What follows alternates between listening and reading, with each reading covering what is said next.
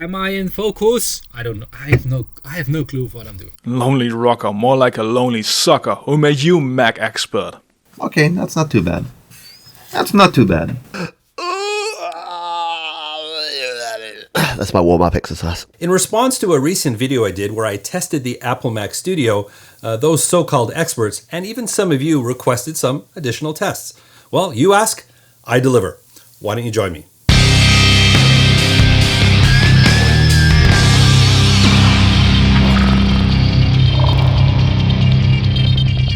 So yes, I'm revisiting the Mac Studio once again. Going to take a look at some tests. Now, if you missed the previous couple of videos, by the way, spoiler alert, if you want to see those before you get all the goods from this video, I'll put a link in the description. All right, if you're gone, maybe you're still here. But anyways, I did a test video where the track count was a little suspect, because the idea was to see how many tracks I could stack in one project. The number came out a little bit low, at least many of you thought so. So I ran the test again. I discovered some issues with the previous test. And in the last test, I got it up to about 500 tracks. Now, a lot of you were really appreciative of the data, but many of you had questions, wanted me to set up the projects differently, different bit rates, sample rates, things like that. So, and other factors as well that may have influenced the test. So what I've decided to do, I've decided to make this between me and the machine. And I'm going to disconnect all external controllers, peripherals, hard drives. It's going to be the machine and it's going to be me. Okay, maybe a mouse, a keyboard, and a monitor. And as you saw, I've got some of my YouTube friends who've actually got some questions and some challenges for me to see what that computer can do. And I've pulled from some questions in the comments that you guys have asked for, just to really test out this machine one more time to see what it can do. My Mac Studio is the M1 Ultra 48 core version, 64 gigs of RAM with a 2 terabyte SSD. So first up, I'm going to explore buffer size. Now in the 500 track test, I had the buffer set to 1024. Now when you're mixing, you can increase the buffer size to get more CPU assistance for things like plugins and things like that when you're not worried about latency. But some people were curious how the Mac Studio would perform at a lower buffer size. Treo Ibri was one of the viewers that asked if I could test playback at different buffer sizes. To be honest, it was very hard to pin down a track count. I tried a myriad of stock and third-party plugins and the results were inconsistent. At first this project wouldn't play at all with the buffer set to 1024, but after a few tries it suddenly started playing. Then I tried decreasing the buffer size to 256, then 128, and all the way down to 32. And the project kept playing. So I think I ended up more confused than before I started this test, though we're still pushing 500 tracks and I can't complain about that. So in the previous test, I created some efficiencies because that test did result in hundreds of tracks. So I'd create a track, like an audio file, and then I would just duplicate it just to increase the track count. But it seems someone has taken issue with that. Hey Dan, buddy. I see what you did here. Using the same recordings, copying them around all over the session, expecting inaccurate results. Come on, stop being lazy. We need more, we need unique tracks, and you know I'm right. But Chris, that's like hundreds of files. I don't want to hear about it. Could I maybe copy half of them? No. Man, this one's going to be a lot of work. This test was also requested by a viewer. Uptown Photography suggested duplicated tracks would make it easier on the DAW. Let's see if we can figure this out. I went through my drives and filled a folder with over 500 unique WAV files. I then deleted the WAV files in the 500 track session and replaced them with these new files. I even added a few more by accident, bringing the project up to 515 tracks. So it seems whether you use unique tracks or duplicate tracks, the results were pretty much the same. So Chris, did that test meet your expectations? Bravo. I think it was a great question. It's not out of the realm of possibility that some DAWs might create efficiencies with redundant tracks. Is that something that you plan for in music production? I don't generally copy my tracks. Okay, all very interesting, but the more important question is, can that thing of yours actually render a video quicker than you can make a cup of coffee? Because I really need a cup of coffee now. That's an interesting test. Now you guys might want to take this one with a pinch of salt. You might prefer a pinch of sugar, but I think I can get behind this one. Well, I'm working on this video right now. It's running a little long. It's about 20 minutes. So I'm going to set this off to render. We'll go make some coffee. And go.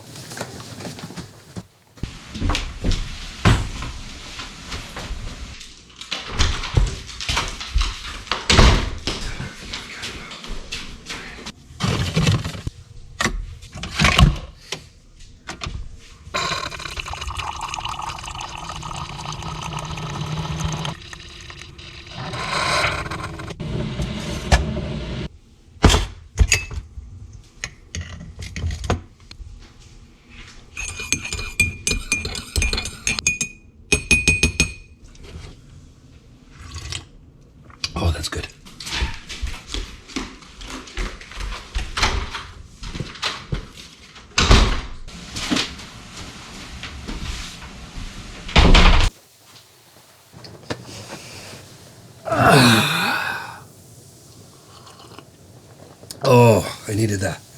That's a good coffee. It was coffee time. Oh, wait, I was rendering. Oh, shit. Did you happen to see which one was done first? Well, it is done. Hey, win-win. My render's done and I have a coffee. Hey, Whitesy, I'm sending one over to you.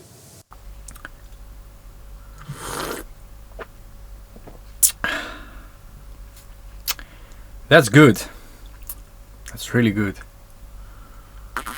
It seems I've developed a bit of a reputation as of late as a bit of a snob because I don't like to use loops and samples and I don't use a lot of virtual instruments. I mean, hey, I like to play my own instruments. So it begs the question, why would this good friend of mine be curious about this? At least for me.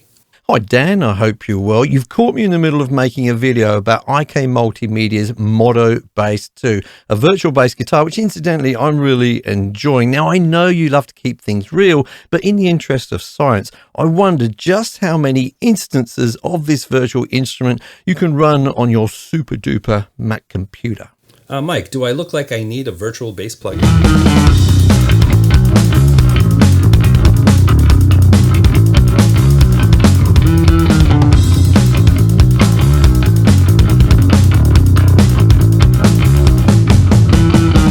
All right, Mike, just because you're my good mate, I got you. So let's see what this thing can do.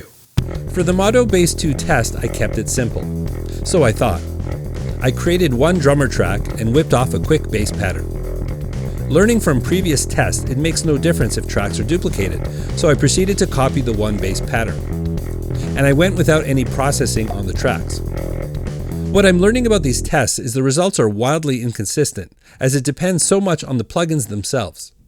In this case, I couldn't establish a consistent number of tracks that I could stack with Modo Bass 2. It overloaded multiple times at different track counts. So I did get it up to about 100 tracks. That's 100 instances of Modo Bass 2, though I didn't actually capture it, so I kept trying and I got it up to 98. But the results were, again, very inconsistent. And I have to say, this is where my suspicions started to transition into concern, because I have been noticing these weird bottlenecks on this computer, and I can't really put my finger on it. I noticed it right from the beginning, just moments where the computer looks like it's just thinking, you know? It's doing a lot of things really fast, but then there's moments where it feels like, hey, what's going on here? I don't know, I can't put my finger on it, but let's see where these next tests go. Nice one, Dan. How about a real test and drop it from 3 stories high or check how water resistant it is?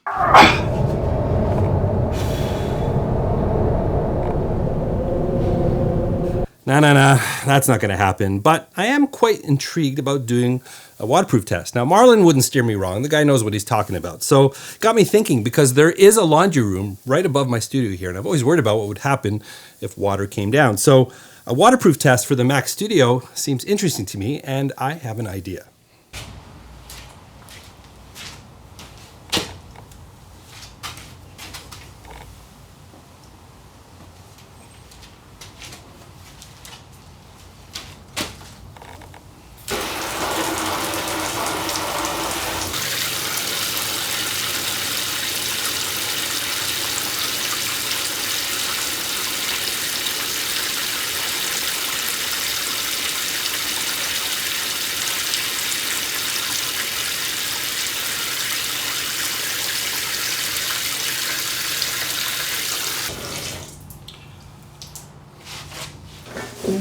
Let's try this thing up.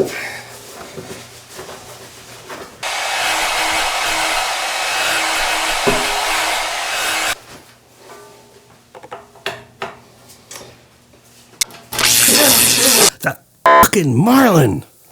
Now, one of the pushbacks I got on that 500 track test was the project settings. People thought I was taking it too easy on the computer and wanted to see me push it a bit harder.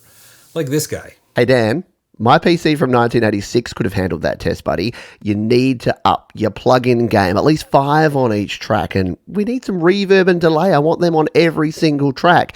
And why don't you bump it up to 96 kilohertz while you're at it? Come on, let's put this to a serious test. Okay, Pete, I accept your challenge. Well, at least the Mac Studio does. You know, what's with all these challenges? It's not like I built this fucking machine. I set up a project at 96 kilohertz and stacked a bunch of virtual instruments and audio tracks with 5 plugins each. And yes, Pete, I made sure there was a delay and a reverb on each track. I tried to play the session and realized quickly I had to whittle this project way down until I finally got it to play at 109 tracks. Well, congrats, Pete. I think you were the one that finally broke this machine.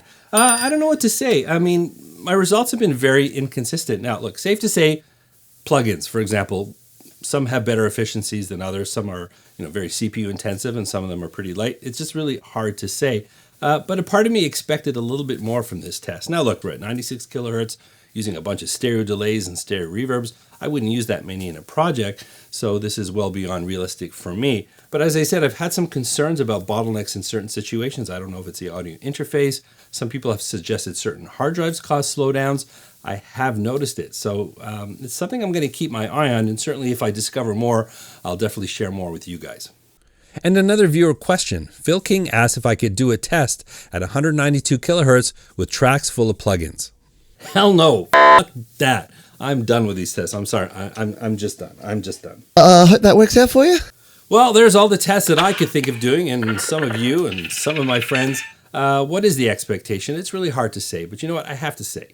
This is probably one of the craziest videos that I've ever done, and the whole thing was produced on the Apple Mac Studio. It's getting the job done. I have questions, and in certain situations I was hoping or expecting it to be a little faster. Maybe these are things that will get better. Who knows?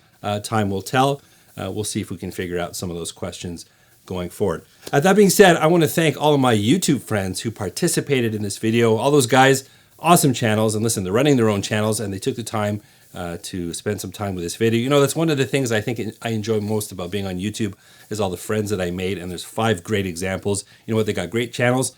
I'm sure you've heard about all of them, but anyways, I'll put links in the description. Make sure to check them all out. They're all working hard, and we all appreciate the support. Yeah, okay. You need to put on the word, buddy. Word. The work, not the word. He's not a preacher. Take 3, and then you can use whatever you like. Yeah, of course, all the science stuff, but the thing that I really want to know is, can this thing... Let me do it one more time. Guitarists only play guitar in a locked closet without air and water. Fucking Marlin! Fucking Marlin! That fucking Marlin! Fucking Marlin! If you really did enjoy this video though, don't forget to like, subscribe, and ring that bell. If you want to do a deeper dive with me, I'm on Patreon, I have affiliate links, hey, I even have merch.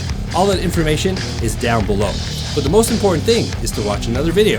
I've got one waiting for you right here. And remember, you don't need a band to rock and roll. I look forward to seeing you again in another video. I think that's it.